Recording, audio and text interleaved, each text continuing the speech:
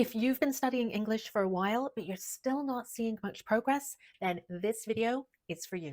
I've been an ESL teacher for 20 years, and during that time, I have seen some really impressive progress made by some of my students. I've also seen some students make very little progress, and some students who simply gave up.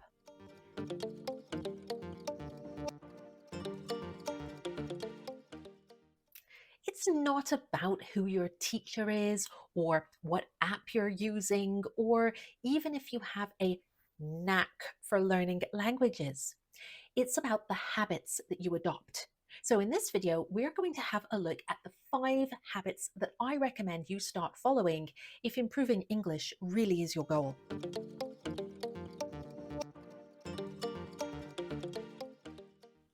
Let's imagine that you're in a group English class, either online or in person. Now, good language learners will make the most of every opportunity they have to speak English. When the teacher asks a question, rather than giving a one-word answer, they will elaborate on their points and try to integrate any grammar or vocabulary they've recently been studying. And of course, the more you use a language, the more comfortable you'll feel with it, and the more likely you are to remember it. But great language learners, the really successful ones, go one step further. They are proactive in seeking out more opportunities for them to practice the language.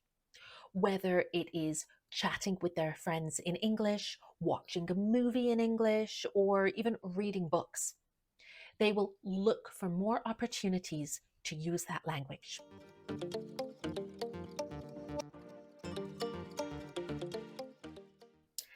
This leads us to good habit number 2. The practice that you do has to be regular. Consistency is key here.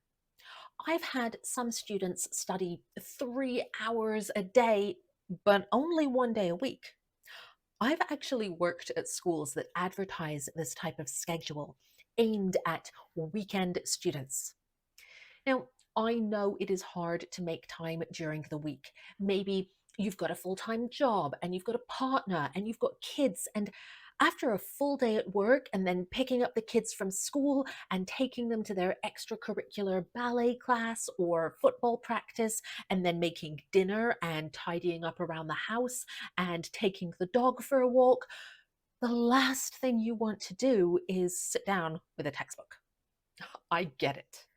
But studying English isn't all about textbooks, so don't use that as your excuse.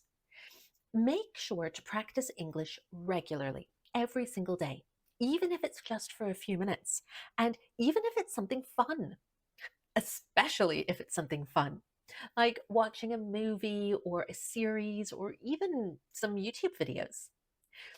For example, if you're waiting for the bus in the morning, you could review some vocabulary flashcards, or you could listen to a podcast during your morning commute.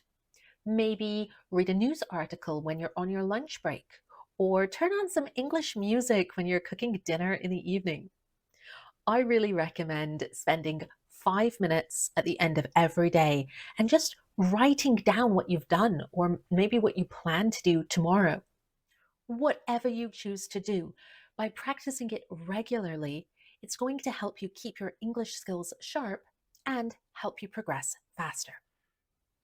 Now, I'd like you to pause this video and seriously consider what activities you could squeeze into your day.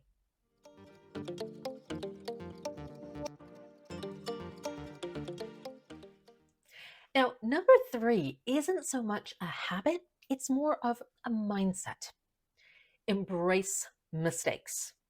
I know it's horrible making mistakes. Nobody likes to have their weaknesses pointed out, especially if you're in a group class. But you know what? Making mistakes is a natural part of learning. It's how we learned our first language, and it's going to be how you learn English. Successful language learners know this, and they don't get discouraged when they make mistakes. Instead, they take the opportunity to really figure out what went wrong and how they can do better next time.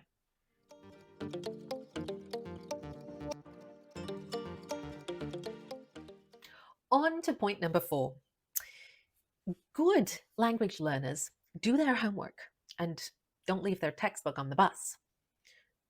Great language learners don't just rely on a textbook. They understand that there are all different kinds of resources to learn a language. As we've mentioned, from watching YouTube videos to listening to music to reading the news, do something that you find interesting. Because if you're interested, then you're going to be motivated to keep doing it. And that's how you'll learn a language.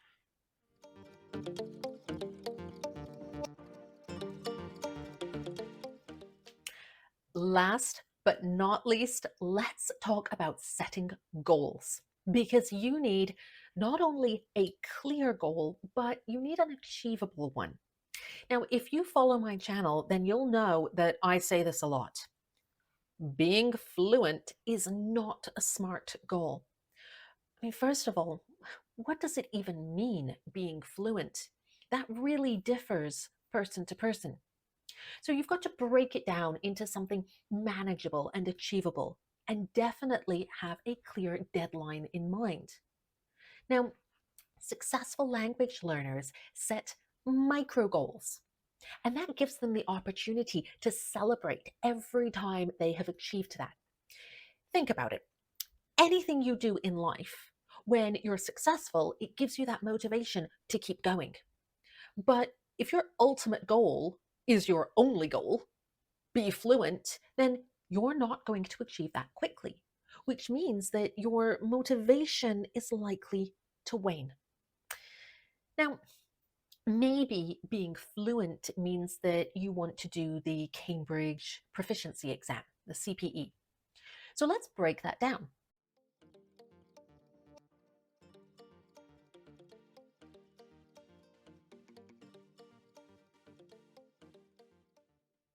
And this is how you can take that mammoth task and make it less overwhelming, more achievable.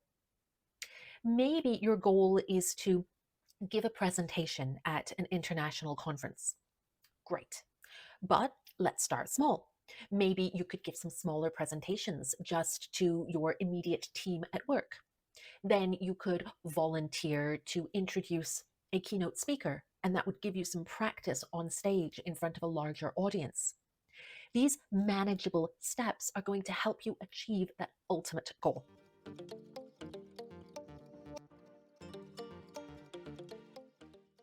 So there you have it, my 5 simple habits that can help you become a more successful language learner. Remember, it's all about being active or proactive, consistent, and positive. Of course, if you have got some other tips that you would like to share, please write them in the comments below. Until next time, thank you so much for watching. Don't forget to like and subscribe, and I'll see you in the next video. Bye for now.